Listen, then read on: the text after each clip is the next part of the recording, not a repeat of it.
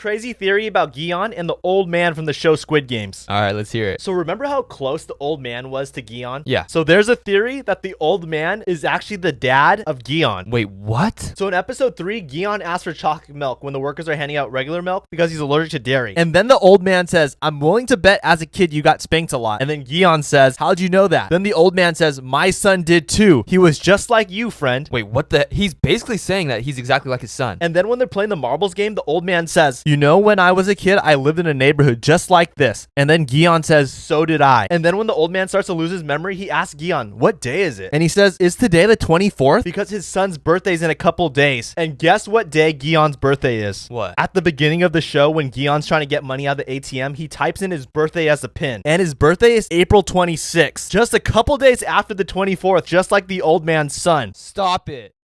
Wait, there's more stuff. Okay, so remember when the old man gets his blanket taken away and it looks like he peed his pants? Yeah. So I saw a video by Ruth Bell, and if you look closely to where the old man is laying down, there's an empty water bottle by his head. And the theory is that the old man poured the water bottle on himself to test if Gi-hun would help him, just like he tested him in the marble game. I didn't even notice there was a water bottle there. And remember when the detective is going through all the files, he sees the list of all the players from 2020, but when he turns to the first page, it starts with the number 002. And the page for the old man's number 001 was the only one missing out of all the players. And remember early in the season when all the fighting broke out in the main room? It literally reminded me of the Hunger Games. It was crazy. Right, and when the old man started screaming like, please stop, the front man saw that he was actually scared, so then he stopped all the fighting. I still can't believe how many hidden details there are in this show. It's crazy.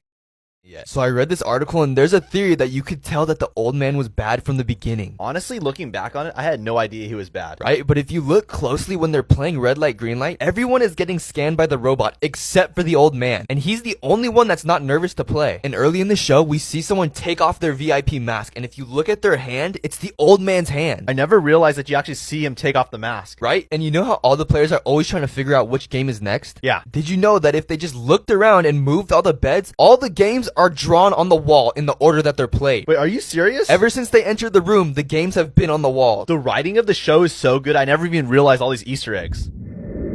So there's a crazy theory that you could actually see how the old man cheats in Squid Game. Well, I know when they were playing red light, green light, the old man was the only one that didn't get scanned by the robot. Yeah, but there's something even crazier how the old man cheated. So Maxi Doxy did a video where he found this crazy detail during the tug-of-war game. Remember how the old man helps Gi-hun and everybody win the tug-of-war game? Yeah. But did you see how all the players are like handcuffed and chained to the rope with locks? Yeah, everyone had locks on like each of their wrists. Right, but there's a crazy theory that the old man actually had special locks and he wasn't actually locked to the rope. Wait, how? So when Gi-hun and the whole team wins tug-of-war, right, they're all laying on the ground. But if you look at their wrists, they're all handcuffed to the rope still with locks on. But when you see the old man laying on the ground, he doesn't have locks on his wrist anymore. So the old man probably used fake locks just in case his team was about to lose. He would have just left and let go of the rope and moved out of the way. Dang, he probably had fake locks then.